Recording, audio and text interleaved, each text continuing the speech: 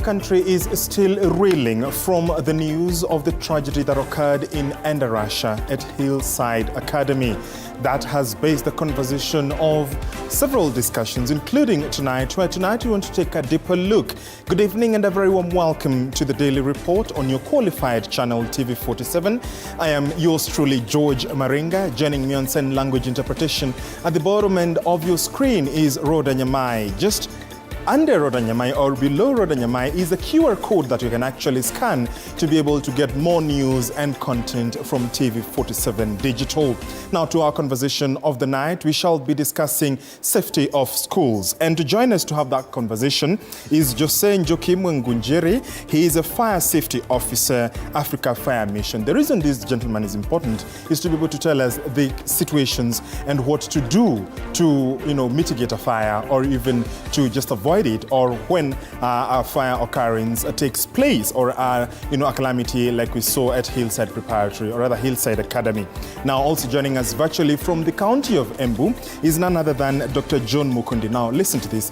Dr. John Mukundi is a proprietor of two institutions, an institution of advanced learning as well as elementary school, specifically Achievers College in Embu, as well as Fanaka Academy in Embu, a private institution. And he is also an economist and a specialist on matters education. It is a jam-packed conversation tonight. We shall be placing politics on the side tonight as we look at matters safety of schools. We invite your feedback on 22047, which is our SMS line. Start with your name, where you're watching us from, followed by your question, comment, or feedback regarding the program and what especially needs to be done. By the way, as a parent, as a viewer, are you aware of the safety regulations that were given out in the Safety Act? Also, did you take time to see the safety regulations and instructions and even options that your child has before they enroll in school?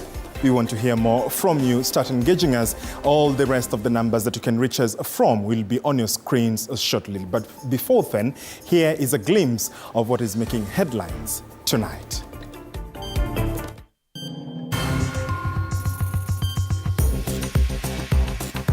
Tonight, all missing students of the Hillside Endarasha School have been accounted for as DNA-led identification process begins. Acting Police IG Gilbert Masengeli runs afoul of the courts after 6 unheeded summons. And a man cuts his father down, allegedly, over a pig. Alienda kwa nyumba ya hiyo, alichukua panga, alimkata na hiyo panga huko.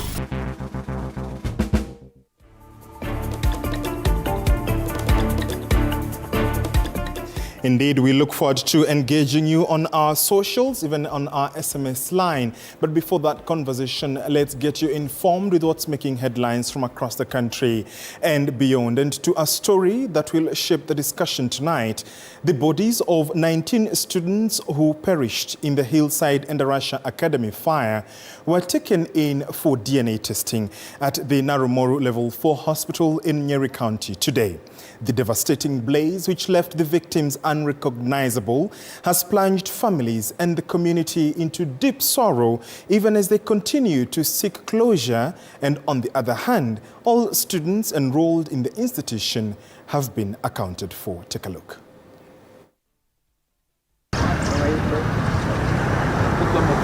A heavy pall of grief still hangs over the walls of Endarasha, and Narumoru Level 4 Hospital today became a place of profound sorrow for the bereaved parents. The 19 bodies charred beyond recognition in the horrific Thursday fire at Hillside Endarasha Academy underwent examination on Monday in an effort to identify the victims. We have made very good progress because today we have embarked on the scientific process of DNA matching, and clearly we all understand that this is a scientific process which has to take some time. A recent report had indicated that 70 students were initially unaccounted for, sparking fear among parents. However, it has been confirmed that out of the 330 students enrolled at the school, all 166 girls have safely returned home. On the boys' side, every one of the 164 students has now been accounted for. We do not have a single missing child.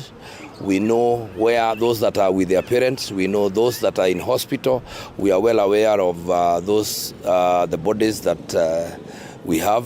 Nyeri County Commissioner Pius Murugu announced that the Hillside Endarasha Academy remains cordoned off and under investigation. Further, no students will be allowed back until a thorough investigation is completed. Basi kuna haja kwa haraka sana tuweze kujaribu kufungua shule ile, lakini itabidi kwanza DCI aweze kukamilisha utafiti na upelelezi wake vizuri. As at now, flags in the country are flying at half-mast on all Kenyan public buildings, military bases and embassies for the next 3 days, a sign of a nation in mourning. Ann Odida, TV 47. Thank you, Ann Odida, for that report. We will be delving deeper into that tragedy in our conversation after the news shortly. The police in Shinyalu constituency are searching for Tepla Osiema, a 25-year-old man who disappeared after hacking his father to death with a sword due to an argument over a pig.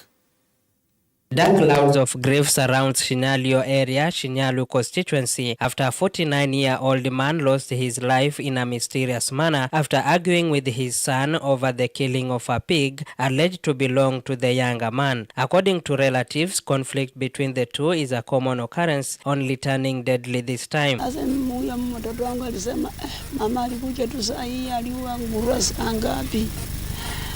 Mtoto wangu wewe unachukosa mama saa yote. Mtoto wangu unasemanga vitu kwa mama, unafanya vibaya. Alienda kwa nyumba ya hiyo, alichukua panga, alimkata na hiyo panga huko.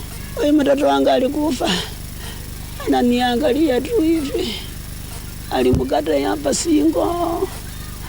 Alimkata hapa. Alimkata hapa. Alimkata hapa. Huyo maneno yake ni maneno mabaya sana. Hata kaangi hapa. Ni mtu mwenye anatembea tuna kurubu mbaya.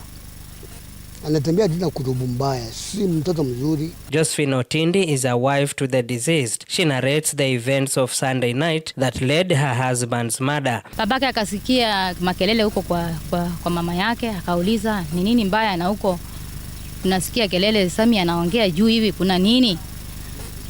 Nikamwambia mimi hata sijui, nasikia anagombana, anataja maana mbona nguruwe imekufa. Basi akasema wacha mimi niende kuangalia ni nini mbaya. Akaniambia kwamba mimi mpaka niende niangalia anaongelea nini. Kweli alikuja, mimi nilikuwa na shughuli zangu kama mama kwa nyumba.